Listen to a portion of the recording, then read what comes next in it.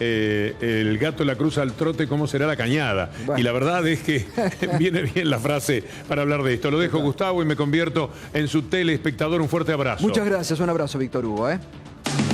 Señoras y señores, aquí comienza Minuto 1 a la pantalla de C5N, iniciando otra semana con la realidad. Lo que otros no te cuentan, lo que otros cada vez más te ocultan de manera descarada a diario. Y se suman a un relato del gobierno que ya comienza a caerse en los principales medios que durante todo este año han acompañado al gobierno. Ayer, el título del diario Clarín, sin ir más lejos, diciendo que el 43% no aprueba el primer año de la gestión de Mauricio Macri. Recién lo comentábamos y ahora lo vamos a ver. El editorial del diario La Nación, un diario que durante este año, desde sus editoriales y desde sus columnistas, le han ido marcando el pulso en muchos temas al gobierno nacional. Y ayer, su principal editorialista, Joaquín Morales Solá, criticando en forma durísima, tomando conceptos del constitucionalista Gargarella, que hablan de la arbitraria detención de Milagro Sala. Es decir, los que han estado acompañando durante este año, sin quejas, sin críticas al gobierno de Macri, comienzan a mostrar la realidad de a poco, porque no se puede seguir tapando. Mire, venimos desde enero hasta esta, lamentablemente, porque no nos gusta estar mostrando, como yo siempre digo, detrás de cada despedido hay una familia, son personas de carne y hueso. Se acerca la Navidad, una fiesta, una celebración para muchas familias, y muchas familias lo van a pasar con tristeza. El Estado, el gobierno, que hace 10 días firmó un acuerdo con privados para pedirles que no sigan despidiendo personal, y ahora enseguida vamos a mostrar en exclusivo la orden que ha bajado las plantillas de ministerio por ministerio, como a partir del viernes pasado el Ministerio de Modernización ha hecho una lista de cuántos despedidos tiene que haber por cada ministerio. Esta es la cruda realidad. Después el gobierno plantea retiros espirituales, donde también en el retiro, y atención con este dato, este es un anticipo de Minuto 1, sobre cambios que se vienen en el gobierno nacional. En el medio del retiro espiritual de Chapalmalal, Lopetegui y Quintana le comunicaron a cada ministro que tienen que empezar a dejar liberadas 2 secretarías por ministerio. Se entiende que el presidente, que ha ratificado durante el fin de semana y también se los dijo, contrario a lo que opina el ala política del gobierno, que tiene que haber más inclusión de la política, el presidente rechaza eso y se va a encerrar sobre los suyos. Y esta advertencia, este pedido que Lopetegui y Quintana le han hecho a los ministros el fin de semana para que vayan dejando antes del fin de año liberadas 2 secretarías por ministerio, se entiende que el presidente va a meter en esos puestos más gente pro. Como dijo alguna conductora, será que van a poner la pureza, ¿no? Hermosos, blancos y puros, tal vez en cada área de esos ministerios, porque el presidente se ha aferrado a esta idea, vuelve la idea inicial de Durán Barba, de que tiene que gobernar con los suyos. Y atención, porque cuando estas advertencias se las estaban haciendo en el retiro espiritual de Chapalmalal, los ministros radicales, que uno se pregunta, ¿seguirán siendo radicales estos ministros? Bueno, los ministros radicales se miraban entre sí, porque entre ellos después cuchicheaban, tenemos tan poco poder que ahora nos siguen quitando poder, porque ya en cada de esos ministerios tenían algunas intervenciones de Cambiemos, mejor dicho, del PRO. Así que se vienen despidos en el Estado, se vienen cambios de gabinete de la segunda línea y vamos a repasar justamente lo que van a hacer, después Berco lo va a ampliar, pero esta información exclusiva de Minuto 1. Ambiente y desarrollo sustentable, 20 despidos. Comunicaciones nada, en cultura 36. Sigue existiendo, en el área de educación y deporte, como ya fue la racia grande, sigue habiendo 300 despedidos, les ha pedido el Ministerio de Modernización para el Ministerio de Educación y Deporte. Energía y minería 10, Hacienda y Finanzas Públicas 10, Interior, Obras Públicas y Vivienda 4 y la Jefatura de Ministros 50. Esta es la lista. Muchos telegramas de despido comenzaron a llegar el viernes. En modernización, 15. Para el área de Presidencia de la Nación, la Secretaría General, 90. Producción, 300. Relaciones Exteriores y Culto, no. Salud, 20. En seguridad, tampoco. Trabajo, Empleo y Seguridad Social, 7. Comunicaciones y ENACOM, 20. Total general, 882 despidos que se irán consumando antes del fin de año. Despidos ordenados por el Ministerio de Modernización a cada ministerio. Esto, Gato, es una especie de régimen de metas de despidos. Digo, para hacer el paralelismo con el de metas de inflación que plantea el Banco Central a la hora de manejar los aumentos de precios. Estuve consultando fuentes del gobierno, específicamente de modernización, y lo que dicen es que son en principio algo orientativo desde modernización hacia los ministerios. Digo, para no sembrar el pánico tampoco entre todos los trabajadores de estos ministerios. Lo que busca el gobierno es que cada uno de los ministerios, cada una de las reparticiones, se comprometa a achicarse. Y luego van a rendir cuentas si lograron o no hacerlo. Por ejemplo, los de Secretaría General de la Presidencia son los de el programa Fútbol para Todos. Y eso no es seguro que vaya a desarticularse completamente a fin de año, puede llegar a seguir un semestre. Lo cierto, Berco, que ya nos consta que desde el viernes pasado algunos telegramas están comenzado a salir, lamentablemente. Sí, totalmente. Es decir, el gobierno, por un lado, le pide a los privados formas que después no se cumplen y el propio gobierno borra con el codo lo que escribe con la mano. Y este es el dato de la consultora Mercados y Tendencias, que durante todo este año viene dando pautas de despidos. Para el mes de noviembre, en general, ha marcado 9.200 despidos en noviembre. Es una cifra altísima. Lo venimos marcando aquí, la realidad diaria, pero esto para el mes de noviembre es una cifra altísima, 9.200 despidos, según la consultora Tendencias Económicas, ¿no? Y hoy, atención, porque el otrora poderoso sindicato ESMATA, su titular, Ricardo Piñanelli, advirtió que durante este año ya han perdido para el sector automotriz, que está realmente en baja, han perdido 3.000 puestos de trabajo. Y advirtió y adelantó, en marzo se pueden perder 3.000 puestos más. Lo dijo hoy en declaraciones a Radio 10, Ricardo Piñanelli, secretario general del Sindicato de Mecánicos de Afines del Transporte Automotor ESMATA, para una situación que se está viviendo en muchos gremios que realmente es muy preocupante. El Gato, más que un relator, podría hacer algo, ¿no?, para evitarlo, además. Porque es el secretario general del gremio. Sí, porque si no, está contando lo que pasa y no está tomando ninguna decisión al respecto. Esto es lo que cuentan muchos desde la CGT. Y bueno, cuentan y hacen poco realmente. Por eso, están haciendo poco desde la propia CGT. Bueno, y a todo esto, ayer en el diario Clarín publicó una encuesta a un año del gobierno de Mauricio Macri, de la encuestadora Management and Fit, que orienta estos datos. ¿Cómo considera la gestión de Macri? El 43,1% negativa o muy negativa. El 25,9% positiva o muy positiva. ¿Cree que el presidente está cumpliendo con las promesas de campaña? ¿Que no cumple el presidente con las promesas de campaña? Lo indica el 51,6% de los consultados. Que sí, 7,4%. Parcialmente, el 34,4%. Altísimo el porcentaje que dice que Macri no está cumpliendo con las promesas de campaña. ¿Cómo ve la situación económica para los próximos meses? El 40,3% que estará peor o mucho peor. El 34,9% que va a mejorar.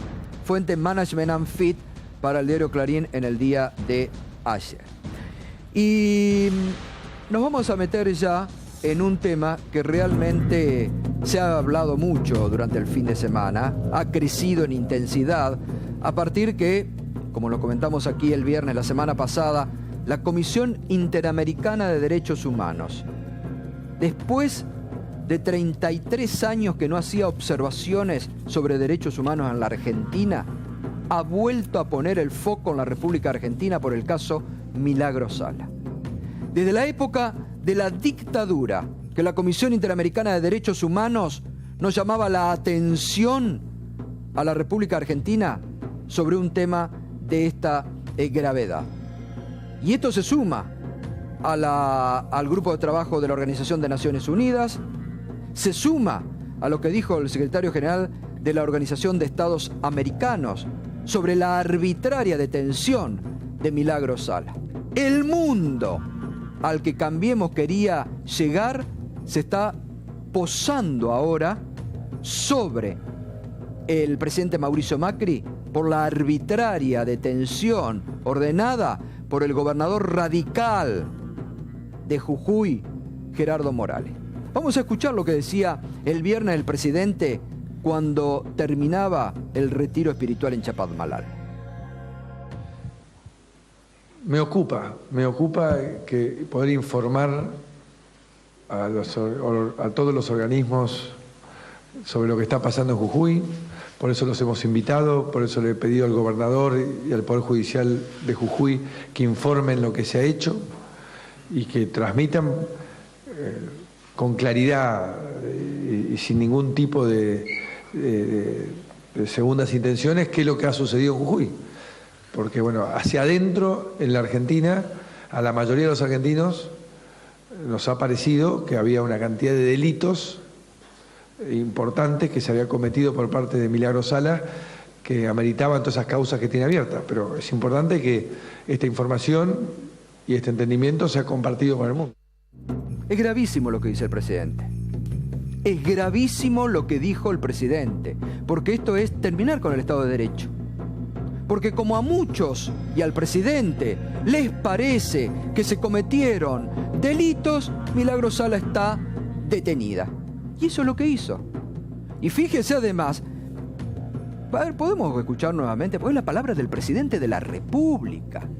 No puede estar opinando sobre un tema que en todo caso la justicia, pero tendrá que ser la Suprema Corte de Justicia, porque se ha demostrado que la justicia de Jujuy no es independiente, porque es un tribunal armado a gusto y piacere del gobernador Gerardo Morales. Ya lo hemos explicado en más de una oportunidad aquí, cómo cambió a sus miembros de un día para el otro, y un día la Cámara de Diputados votó modificaciones y al otro día 2 de esos diputados que habían votado modificaciones asumieron como integrantes del Superior Tribunal de Justicia.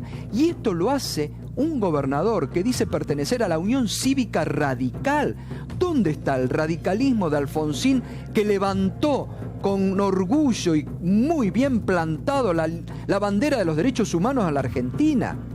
Del respeto a las libertades individuales, del respeto a la institucionalidad. ¿Dónde han dejado estos radicales esas banderas de Raúl Alfonsín?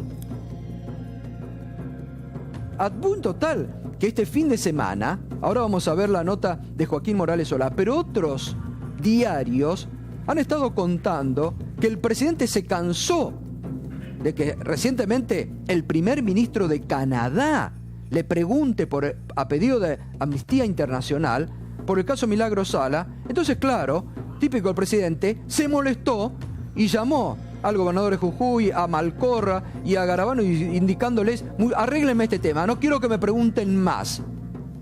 Pues bien, que cumpla el gobierno argentino con lo que le ha impuesto Organización de Naciones Unidas. Hoy, sobre esta barbaridad, porque es una barbaridad lo que ha dicho el presidente, porque además, fíjense, esto que dice el presidente no importan las pruebas, es lo que han hecho muchos jueces federales este año. No importan las pruebas. Hay que meter preso a alguien porque el gobierno y algunos otros grupos mediáticos o otros dirigentes de la oposición lo marcan. Hay que meter preso, no importa. No importa que haya prueba. Hay que meter preso porque la gente piensa que tienen que estar presos. Y el Estado de Derecho es tremendo que un presidente de la nación se exprese en estos términos. Es tremendo. Hoy le respondió el abogado de los derechos humanos, Marcelo Parrilli. El presidente avala, digamos, detenciones sin condena y procesos por sospechas o pareceres, lo cual evidentemente es absolutamente inconstitucional. Bueno, casi no hay que explicarlo esto, ¿no? Es decir, detenciones por estado de sospecha. El presidente está quedando emparentado en la campaña de Gerardo Morales contra Milagro Sala. Otra vez Argentina empieza a figurar en los foros internacionales como país que viola los derechos humanos, y la verdad que esto es enormemente grave, ¿no? En Argentina de hoy primero se detiene y después se investiga. Macri termina consagrando, como hace todo él, siempre con liviandad, con indiferencia, la detención preventiva. Él dice, a una gran cantidad de argentinos nos parece que a partir de ahí, bueno. Y además, para sostener esta detención, yo he escuchado a funcionarios que ya empiezan casi a hablar de campaña anti-argentina en el exterior. Es eso. Bueno, es tremendo. Sí, sí. Es volver a la época de la pasada dictadura. Bueno, a ver, convengamos algo. Como decíamos al inicio, ya hasta los que apoyaban en algún momento han empezado a cuestionar durísimamente. Fíjese lo que fue este fin de semana, el editorial de Joaquín Morales Solá en el diario La Nación, bajo este título: Milagro Sala, un serio problema en la política exterior. Todo el editorial de Joaquín Morales Solá este fin de semana dedicado a esto, donde incluso dice que la primera prisión fue arbitraria y vició de legitimidad a todo el proceso judicial posterior. El respetado constitucionalista Roberto Gargarella escribió al respecto: cada paso que se tomó desde entonces, la primera prisión, mostró la misma marca de origen: mantenerla detenida primero, ver de qué modo se justifica después.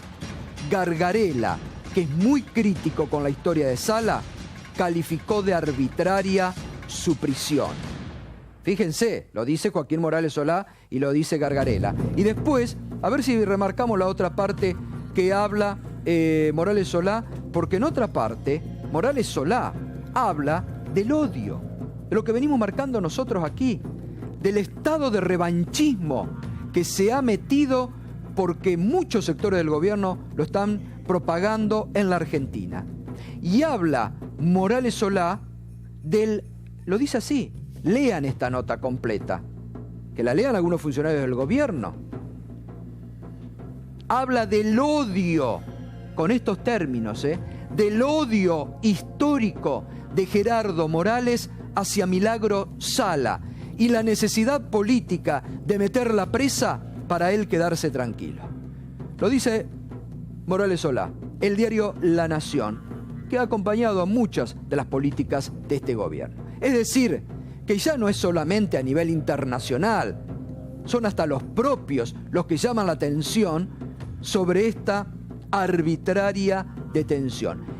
Y dice también Morales Solá algo que en febrero de este año bien se lo marcaba Alejandro Berkovich al presidente en Davos, febrero de este año, cuando en esa cumbre de Davos Berko le decía y le preguntaba sobre Milagro Sala al presidente lo siguiente. Ayer los corresponsales de Los Videos te preguntaron por Milagro Sala y vos decías que el video se aplique la ley. Ahora, ¿no te da la impresión de que podría percibirse afuera el hecho de que Argentina tenga una opositora encarcelada, algo parecido a lo que se denuncia de Venezuela con Leopoldo López, por ejemplo? No, ¿me estás diciendo en serio? No.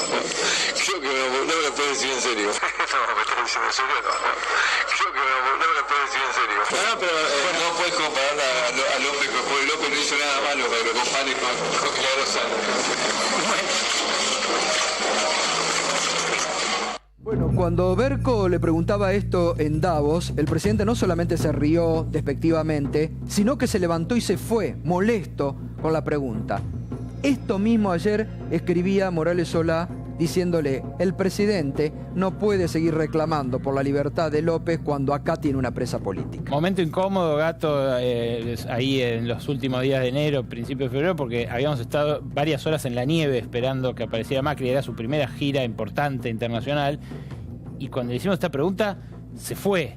Y había varios colegas más de medios. A vos te querían matar. Claro, que esperaban más respuestas y su reacción fue así. Evidentemente era algo que le calaba hondo, tan hondo como para interrumpir un diálogo que era ameno, que era en un tono cordial. Era su primera salida al exterior. Y bueno, nada. Además, lo terminó abruptamente. Lo que dice Morales Solá es que pierde legitimidad para poder reclamar de ahora en más con López. Claro. O sea, eso es específicamente la expresión que utilizas. La pierde legitimidad Macri para seguir reclamando por López. Que, imagínense, le están reprochando. Exactamente. Le están reprochando. Desde el Diario de la Nación a Macri dice, ¿cómo? Usted tiene, porque todo es el camino que hay que hay que mostrar. Por eso nosotros hacemos en mostrar. Porque por ahí dirán, lo dicen desde el C5N, minuto 1. No.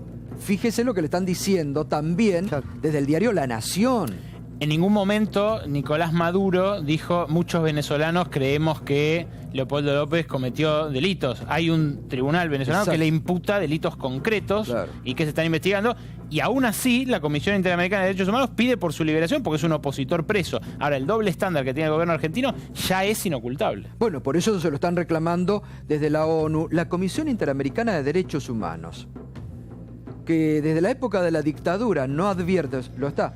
Está esta noche la doctora Elizabeth Gómez Alcorta, que es abogada de Milagro Sala. Gracias, doctora, por venir. No, gracias. Bueno, estaba viendo todo el derrotero que ustedes han venido denunciando, lo están diciendo ahora el Diario de la Nación en la editorial de ayer. Sí, unas aclaraciones. Leopoldo López está condenado a 9 años. Tiene una condena firme. Y quien reclamó la libertad fue el mismo grupo de trabajo que hoy reclama la libertad de Milagro.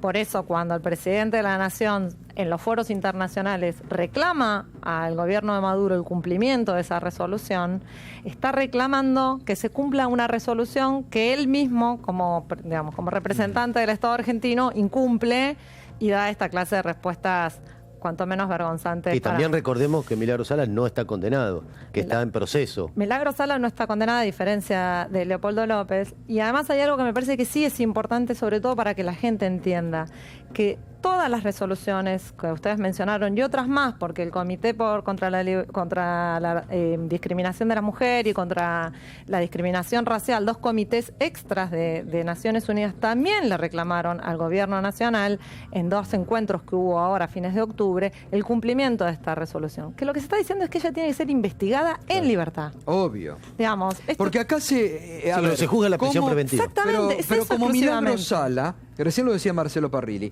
como Milagro Sala y otros casos, no se puede violentar de meter preso a cualquiera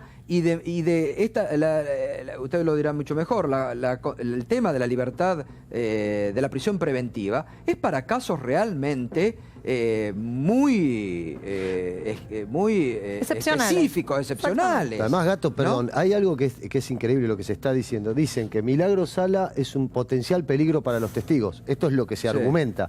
Ahora, en teoría, Milagro Sala no tenía una organización armada que podía hacer desastres en Jujuy, no era la dueña de medio Jujuy, la que manejaba un estado algo paraestatal. Entonces, si era tan poderosa, o sea, todos sus laderos podrían tranquilamente amedrentar a los testigos. No necesariamente Milagro Sala va a salir con un revólver a amenazar a los testigos que la pueden imputar. Es desopilante lo que se sostiene. Lo cierto que creo que en el discurso oficial uno tiene que pensar en varios esquemas. Digamos. Por un lado, nosotros ahora todos nos sorprendemos con los dichos del presidente, porque obviamente es el presidente de la Nación quien ha intentado invocar la idea de la república y que son los acreedores de una idea republicana, que con los dichos de él no hay mucho más para agregar. Pero el gobernador, el contador Morales, en el mes de enero, cuando apenas fue detenida Milagro, dijo, yo no voy a negociar la libertad por el levantamiento de la CAMPE. Y hace 2 semanas ese mismo gobernador dijo, yo no voy a dejar en libertad a esa mujer. Sí,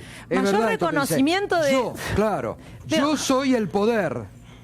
Lo dice Morales. Y cuando dicen no Yo va a soy negociar el la poder. libertad, quiere decir Claro. que la libertad de Milagro depende de Morales. Exacto. Y el que... Bueno, además, lo que dice acá, lo que dice, por eso yo digo que lo que ha dicho el presidente de la Nación es gravísimo, porque el presidente dice, a muchos argentinos nos ha parecido que cometió delito, a muchos argentinos nos ha parecido. Es decir, que el parecer a muchos, eliminemos la justicia, ¿no? Y pongamos tribunales populares que decidan los argentinos qué hay que hacer. y dice otra cosa muy grave, que esto que todos los argentinos sabemos es lo que debemos dar a conocer al mundo, que esto Claro. es un poco lo grave, que es como esta idea de una campaña antinacional que supuestamente el Comité contra la Discriminación Racial, el Comité contra Son todos la derecha... estúpidos. Claro, La CID. y por otro lado se han manejado como dos niveles de discurso. Por un lado, un nivel de discurso que intenta presentarse como al estar en un Estado federal y respetuoso de las instituciones, que esto es un problema de la justicia de Jujuy, simplemente para sacarse el peso que tiene la responsabilidad del Estado Nacional, que todos sabemos que esto no es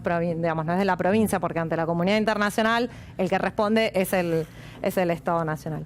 Pero por otro lado, además de generar estupefacción, los dichos del presidente, son mentiras. Hay que recordar que Ernesto Sanz en el mes de marzo dijo, pero bueno, si no la detenían a Milagro, Gerardo Morales no iba a poder gobernar. Ahí está la razón, Claro. no en lo que opines la gente a favor o en contra. Digamos, ellos mismos, hay que dejarlos hablar. Exactamente. Sí, porque todas las revelaciones que han dicho llevan a realmente a sostener que es arbitraria y que la metieron presa porque querían meterla presa. Por lo que ayer mismo Morales Soral dice, el odio de Morales hacia Milagro Sala. Gato, hoy hubo una novedad, ¿sabés? ¿No? Que le escribió una carta, la ONU respondió a la invitación Sí. del gobierno argentino y aceptó la invitación. Pero lo curioso que le dicen, la única respuesta satisfactoria es la libertad. O sea, nosotros vamos allá, miramos lo que pasa con Milagro Sala. No solamente vamos a mirar a Milagro Salas, vamos a ver otros casos también, pero insisto con esta frase, la única respuesta satisfactoria es la liberación.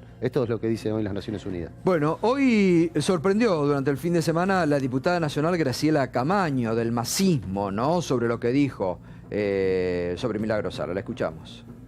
Lo que usted está teniendo es un conflicto que ha generado la incapacidad del gobierno, pero eso no quiere decir que tenga que ser liberada. Si puede ser o no ser liberada, en realidad yo no lo puedo decir como no lo puede decir nadie, aún los que reclaman su libertad. Bueno, esa es la postura de Camaño, un poco del Frente Renovador. Muy bien. Ya continuamos, doctora, con usted. También está la diputada nacional María Emilia Soria, del Frente para la Victoria, que la semana pasada denunció al presidente de la Nación por abuso de autoridad, por el decreto que se le ha denominado el decreto Franco-Macri, que blanquea, ayuda a que los familiares de los funcionarios blanqueen todos sus bienes. Nos vamos a meter enseguida también en ese tema con ellos, que es otro de los escándalos institucionales de las últimas horas en la República Argentina.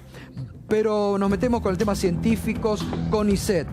Se decía durante la discusión del presupuesto, Berco, y desde el gobierno, que no iba a haber reducción de personal en el CONICET. Sí, pero finalmente la habrá, Gato, y esto es lo que surgió de la última reunión de directorio del CONICET, donde se produjeron una serie de decisiones para la temporada 2017 que hoy generaron un revuelo en toda la comunidad académica porque Dora Barrancos, una de las directoras del CONICET, decidió difundir esta situación y hacer explícito el recorte de los nuevos ingresos de las carreras del año que viene. A ver, pusimos primero un tuit del presidente Mauricio Macri, cuando no lo era todavía, una semana antes de aquel balotaje del 22 de noviembre del año pasado, donde decía lo siguiente. Digo, para contextualizar la promesa de subir el presupuesto de tecnología que había hecho Cambiemos explícitamente en su campaña. Decía el presidente, vamos a continuar con los avances en el CONICET, los necesitamos para ser parte de la sociedad del conocimiento. Era como parte de una entrevista periodística que le hacían al presidente en aquel momento. Ahora, lo que decía la Fundación Pensar, lo que decían los textos de Cambiemos antes de asumir, era que con el correr de los años iban a llevar la inversión en I+D, en investigación y desarrollo, hasta un 1,5% del PBI. Es la misma meta que se fijaba el ministro Barañao en 2012 cuando hizo el Plan Argentina 2020 y una meta que, a juzgar por los primeros movimientos, ahora está mucho más lejos de alcanzarse que hace un año. ¿Por qué? Bueno, por esto. Lo que reveló esta última reunión del directorio del CONICET es que se van a recortar un 60% las vacantes, los ingresos del año 2017. Esto es, los científicos que se incorporan a la carrera año a año, que acá los tienen graficados. Estos son cada año los científicos que se incorporaron a la carrera de investigadores científicos. Tenían en 2004 esta cantidad, en 2006 esta, en 2008 esta. Luego vamos a ver la cantidad total de científicos y cómo se va incrementando. Pero estos son los ingresos año a año. Hasta acá la serie histórica. Y esta línea roja es la línea que debía seguirse para incrementar año a año un 10% el tamaño en plantilla de investigadores del CONICET. Con ese 10% año a año se iba a llegar supuestamente a este 1,5% de inversión en investigación y desarrollo y además a duplicar cada 7 años el tamaño del CONICET y llegar de alguna manera a un número de investigadores por habitante parecido, todavía lejano, pero parecido al de los países desarrollados. ¿Qué pasó este año? Esto. Cayó de 943 ingresantes el año pasado a 385 este año. O sea, los vacantes que va a haber para 2017. ¿Cuántos debieron haber sido para mantener la tendencia? Al menos 924. Ahora les voy a mostrar la cantidad total de investigadores. Y fíjense cómo se incrementa. Ustedes saben que a la hora de hacer balance sobre el último periodo, nosotros no tenemos problema en decir, en tocar los claroscuros. Bueno, este es un claro, notablemente. La tendencia es incontrastable. La tendencia es en cantidad de investigadores incesantemente al alza. Y esta es la tendencia que debió haberse seguido, la roja, para continuar con esta idea, con esta política de Estado. Bueno, lo que ocurre entre este año y el año que viene es este descenso que interrumpe el sendero alcista que venía teniendo la cantidad de investigadores. Y cuando digo cantidad de investigadores es importante hacer notar que los investigadores del CONICET no son este estereotipo que muchos reproducen de cientistas sociales que no tendrían laburo y que se dedican solamente a esto a modo de beca. No. Solamente un 22% de los becarios CONICET se dedican a las ciencias sociales, el otro 78% se dedica a ciencias duras y más de uno de esos que hacen ciencias duras son tentados permanentemente para irse afuera y llevarse con ellos los desarrollos tecnológicos que hacen acá, vacunas, mecanismos de inmunización, desarrollos aplicados para empresas. Con todo eso, muchos de ellos serían millonarios yéndose del país. Y sin embargo, en muchos casos no lo hacen porque quieren hacer ciencia en Argentina. ¿Qué decía el ministro Lino Barañao en 2012 en su plan 2020? Bueno, algo que expresa su dilema de ahora, ajustar o irse. Es el dilema de Barañao, porque Barañao se fijaba en ese plan de 2012, y en esto agradezco los aportes de Jorge Aliaga, ex decano de Exactas de la UBA, se había fijado una tasa de crecimiento para el CONICET de un 10% anual aproximadamente. Bueno, esto lo escribió Barañao. Y Barañao, durante esta discusión del presupuesto, que vos destacabas, Gato, dijo que se había saldado de alguna manera en favor de los científicos con el agregado de 1.200 millones más al presupuesto inicialmente pactado, que era un recorte en dólares y en términos reales descomunal. Ahora lo que dicen en el CONICET es que el recorte fue en total de más de 100 millones de pesos. 100 millones de pesos a usted, a mí, a vos, Gato, les puede parecer un montón de plata. Pero solamente de retenciones mineras este año se le perdonaron a las empresas 3.300 millones de pesos. Claro. Y ese dinero no es que generó más exportaciones mineras. Este año las mineras exportan menos que el año pasado, pagando menos retenciones. Entonces, pensemos un poco mejor las prioridades, sobre todo a la luz de las propias promesas del gobierno, que decía, vamos a incrementar la inversión en investigación y desarrollo para poner al país en los patrones de competitividad y productividad que tiene el mundo de desarrollo. No, y además hay que ver qué hace el ministro Barañao. porque él se quedaba, porque el presidente Macri le había, como bien decís vos y dijiste recién, el presidente Macri le había prometido que se iba a incrementar el presupuesto y que iban a seguir. Se lo achican cada vez más. Él había dicho que iba a renunciar. Hay que ver también qué hace Barañao, ¿no? Si es consecuente con eso que él había sostenido. Hoy su dilema es claro, al menos en el INDEC, o ajusta o se va. Bueno, gracias Berco, gracias por toda la información. Cuando estuve en Bariloche, hace unas semanas atrás, la mayor preocupación vinieron a una de las charlas que di en la presentación de mi libro, muchos científicos del Instituto Balseiro, del INVAP, todos preguntaban la preocupación, mucha gente joven, muchos que están con becas del CONICET, chicos muy jóvenes, estudiantes muy jóvenes, que están haciendo un carrerón, que son científicos nuestros, que el Estado después son muy requeridos en el exterior. Y había mucha preocupación en Bariloche. Aprovecho que está la diputada rionegrina, María Emilia Soria, para preguntarle. No solamente porque ustedes les prometieron algo cuando se debatió esto, sino por la situación en Bariloche, ¿no? Sí, la verdad que es una situación preocupante y como decís vos, científicos autoconvocados, becarios del INVAP, del CONICET, del Instituto Balseiro, de la Comisión Atómica. La verdad que es muchísima gente que está siendo afectada por estas decisiones del Poder Ejecutivo, lamentablemente, y toca de lleno a mi provincia, desarrolladora de nada más y nada menos que ARSAT, un satélite. ¿Y cómo está ARSAT?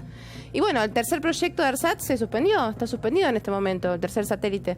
La verdad que es algo tristísimo porque pensemos en los ingresos que íbamos a tener los argentinos prestando justamente esos servicios satelitales, ya sea de televisión por cable, internet, son servicios que el Estado iba a prestar y que en este momento toda esa investigación y todo ese desarrollo está suspendido porque, bueno, se suspendió el proyecto porque para el Estado Nacional era mucha plata.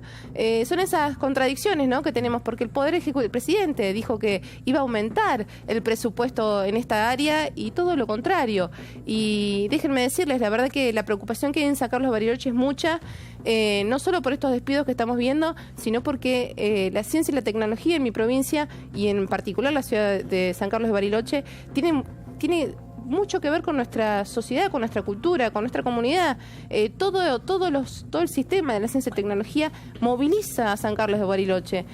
Son los restaurantes también, claro, son los hoteles, son la gente que alquila su casa para un científico que viene. ¿Y hay temor ahora a los despidos? Sí, el temor estuvo siempre. De hecho, cuando discutimos el presupuesto, que nosotros, Frente para Victoria, nos opusimos a esta reducción en ciencia y tecnología, hay muchísimo despido. Cuando se votó en el Senado, fuimos también convocados los diputados y los senadores a reunirnos con la comunidad científica. Lamentablemente ninguno se hizo presente, sobre todo los senadores, ¿no?, que eran los que en este momento tenían la responsabilidad de votar el presupuesto nefasto para ciencia y tecnología. ¿Y Pichetto cómo votó? Senador de su provincia de Río Negro. Lamentablemente aprobaron este proyecto. Bueno, vamos a escuchar a la vicepresidenta Gabriela Michetti y ya nos vamos a meter también en toda la polémica y en la denuncia que la diputada ha presentado la semana pasada contra el presidente y otros funcionarios por abuso de autoridad, con este decreto que va a facilitar que familiares de los funcionarios del Gobierno Nacional puedan blanquear libremente sus bienes, ¿no? Lo que muchos sostienen el decreto Franco Macri. Michetti, consultada sobre el tema, ¿qué dijo? Bueno, yo soy parte del gobierno, tengo que, obviamente, si se toma una medida de este tipo, defenderla y me parece que hay que hacer. Bueno, no voy a explicar, no voy a decir lo que a mí me parece.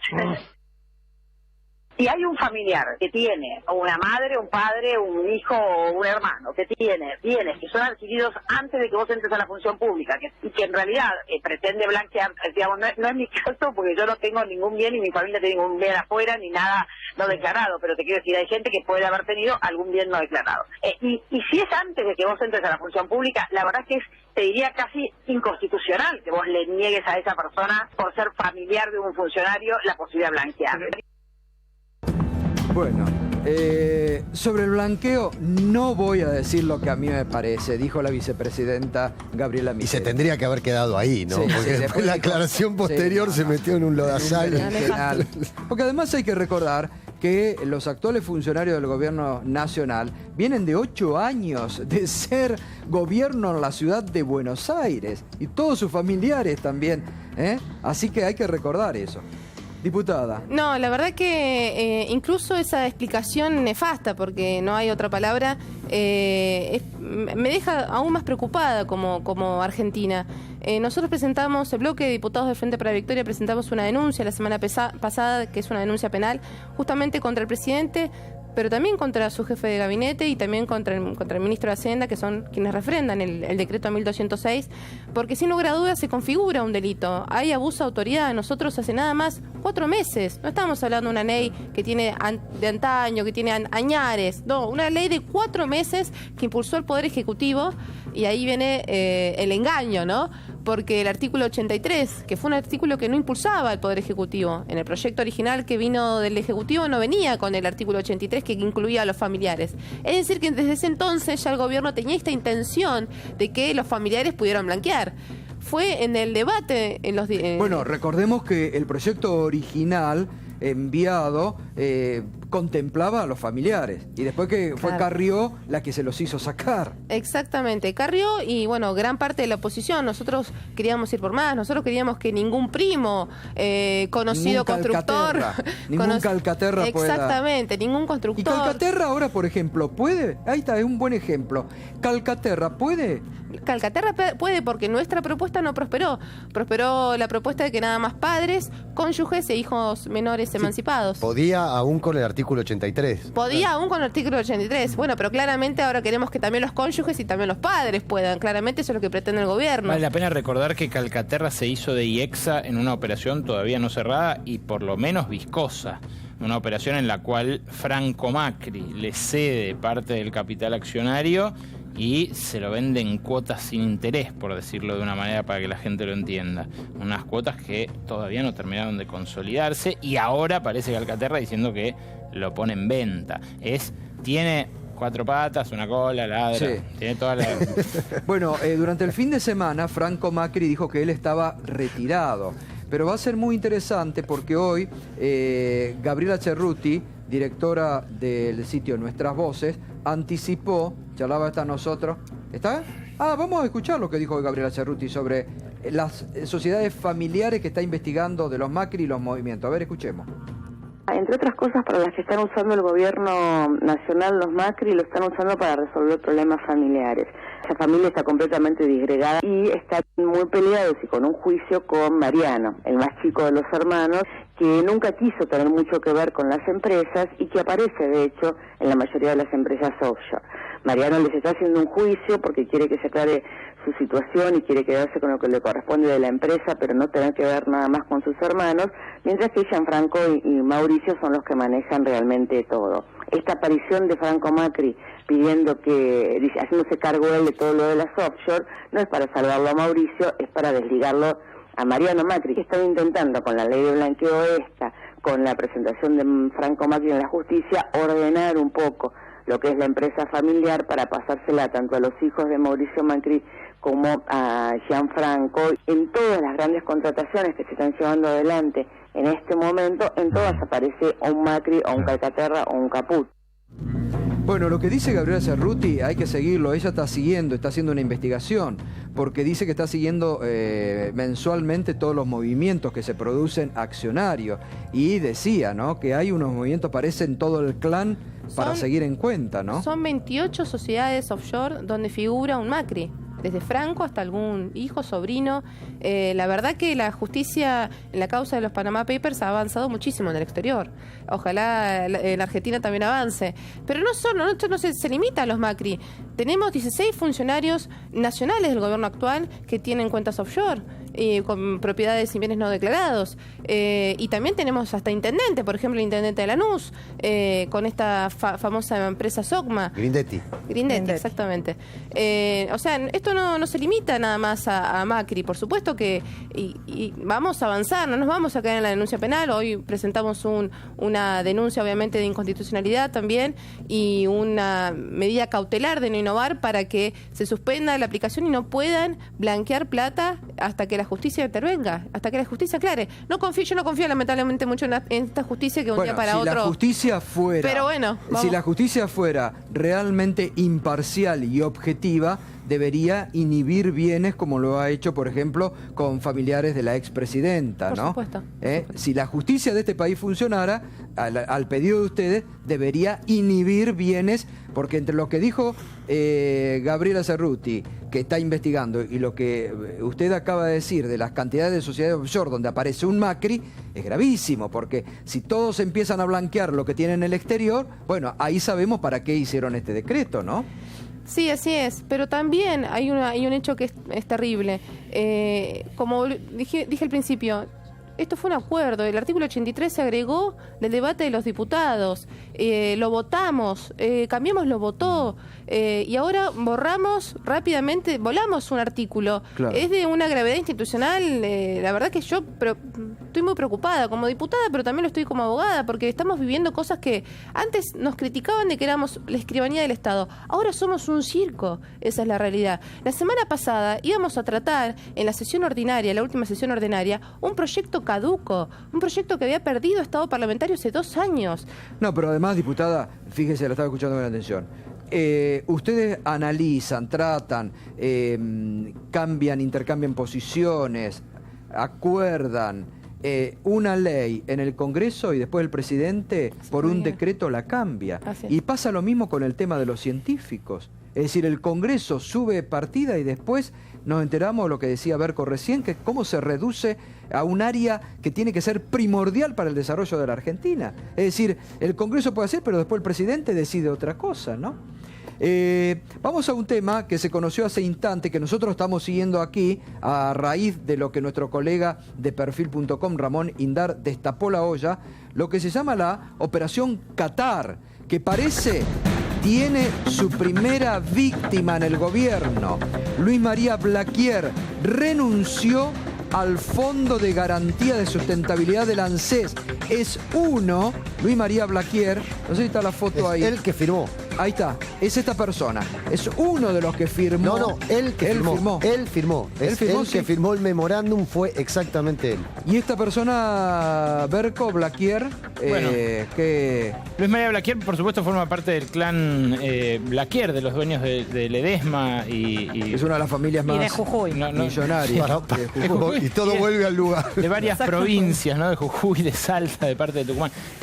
Los Blaquier no solamente son protagonistas de la historia más negra, del capítulo más negro de la historia de la dictadura militar, sino que además tienen personajes en distintos enclaves de poder. Este es uno de ellos, es un hombre que viene del mercado financiero, que por lo que dijo hoy Lancés, sus voceros y sus funcionarios, renuncia por un lado dicen motivos personales. Sí, es lo que suelen decir siempre. Y por otro lado lo que dicen es porque él venía a otra cosa, venía a vender las participaciones de la ANSES en empresas, cosa que al final terminó bloqueada políticamente, porque generó mucho ruido que la ANSES se deshaga de esto, que fue una herencia no pesada, sino muy provechosa de las AFJP. Y a liquidar el Fondo de Sustentabilidad. Venía a devolvérselo él mismo, digamos, Exacto. entre otros. Y a liquidar el Fondo de Sustentabilidad. Claro, porque eso... acá recordemos, Berco, que lo que se denunció,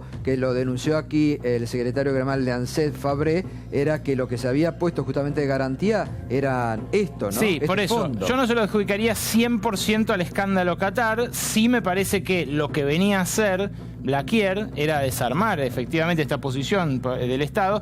No lo ayudó a haber firmado un convenio de estas características. Claro, menos aún ser denunciado. Menos aún ser denunciado por haberlo está firmado. denunciado ante la justicia. Claro, y se va de la peor manera. Deja la mayor caja del Estado, porque esto, insisto, tiene como 55.000 millones de dólares, mucho más que las reservas del Banco Central. Deja de manejarlo en un contexto teñido de sospechas, por lo menos. Bueno, es uno de los temas que está siendo ya investigado por la justicia. Es escandaloso, es un memorándum secreto, la Operación Qatar, lo hemos comentado aquí en varias oportunidades. Incluso en el Congreso de la Nación se ha pedido, ya se ha citado a la canciller Susana Malcorra, justamente para que vaya a dar explicaciones, pedido que está siendo bloqueado por la presidenta de la Comisión de Relaciones Exteriores, la diputada Elisa Carrió, que no quiere justamente que vaya Malcorra a la Cámara de Diputados. Volvemos sobre el tema Milagros Sala. Doctora, ¿y cómo toman esto que el gobierno ha invitado y que el grupo de trabajo de la ONU dijo, sí, vamos a ir a la Argentina? Porque las condiciones de detención de Milagros Sala son también, además de ser arbitrarias, son bastante inhumanas, ¿no? Sí, las condiciones de detención de Milagro y del resto de las dirigentes que están en el Alto Comedero son malas, diría como la de la gran mayoría de los detenidos en nuestro país y en Latinoamérica. Lo cierto es que uno de los modos que intentó utilizar el gobierno nacional cuando se conoció el 27 de octubre la resolución de Naciones Unidas era salir a convocar, a invitar a dos organismos. Por un lado, la Comisión Interamericana y por otro lado, el Grupo de Trabajo de Detenciones Arbitrarias. Entendiendo que de ese modo podía ganarse algún tiempo, esto es lo que, digamos, indica la lógica. Lo cierto es que el grupo de trabajo hoy comunicó que efectivamente aceptaba la invitación. Y hay algo que sí es muy importante decir, es la invitación, el grupo de trabajo no visita países en virtud de casos. El caso está cerrado, es inapelable, no hay posibilidad de revisión. Tiene que cumplir el gobierno. Y lo dice así. Pero esto es lo que el gobierno trata de confundir, porque el gobierno dice, bueno, lo vamos a analizar, no es vinculante, vamos a invitar a la ONU a que venga. Lo que usted acaba de decir es muy importante. Sí, dice, esto se debe cumplir. Y nosotros vamos a ir porque dice que tenían pendientes desde el 2008 una visita. Así que en un punto el reconocimiento, la invitación implica un reconocimiento al propio grupo de trabajo que por otro lado se lo intenta desprestigiar o decir que en realidad no tenían la información que efectivamente tenían o que efectivamente aportó el propio Estado. Es como decir, formo parte del procedimiento, aporto, pero cuando el resultado no me gusta, no me resulta conveniente, digo, entonces no lo respeto, que es un poco el intento que ha hecho el gobierno. Doctora, una pregunta. Hay como constitucionalistas que dicen que esto no es vinculante, otros dicen que sí. Hay como una gran discusión respecto a esta cuestión. ¿No es inconstitucional no obedecer una orden de estas? Digo, ahí hay algo que no se entiende todavía. Es que en realidad, cuando uno piensa qué significa que algo sea vinculante, es si vos tenés la obligación de cumplir. ¿Pero en la Constitución argentina eso dice expresamente que hay que respetar los acuerdos internacionales? Eso lo dice en realidad la Convención de Viena y efectivamente dice que todos los estados, digamos, uno se suscribe a un pacto, en este caso el Pacto Internacional de Derechos Civiles y Políticos, para cumplirlo. Digamos, lo cierto es que es imposible suscribirse. Si vos te suscribís porque asumís una responsabilidad y si vos no cumplís con ese compromiso, estás incumpliendo con tus responsabilidades ante la comunidad internacional. ¿Cuándo se suscribió a eso? En el Pacto Internacional. Hoy cuando Antes escuchaba, del 94, digamos. Hoy cuando escuchaba decía, en realidad el que lo firmó, el que lo suscribió, porque son los dos de la década del 70, fue ni más ni menos Raúl Alfonsín. Una vez que recuperamos la democracia, fue el propio radicalismo quien hizo ley y suscribió los pactos de derechos. Y lo grave en este sentido es que en estos 33 años de democracia que nosotros hemos conquistado, Argentina viene siendo vanguardia en el respeto de los derechos humanos y en la suscripción de todos los pactos. Por eso yo lo decía, discúlpeme doctora, yo decía, el radicalismo ha enarbolado esas banderas y hoy el gobernador Morales Solá está arrastrando las banderas levantadas por Raúl Alfonsín. El radicalismo de Morales. Es vergonzoso, es vergonzoso. Bueno, ya seguimos, doctora, y seguimos también con la diputada María Emilia Soria. Pausa, volvemos, tenemos mucho más para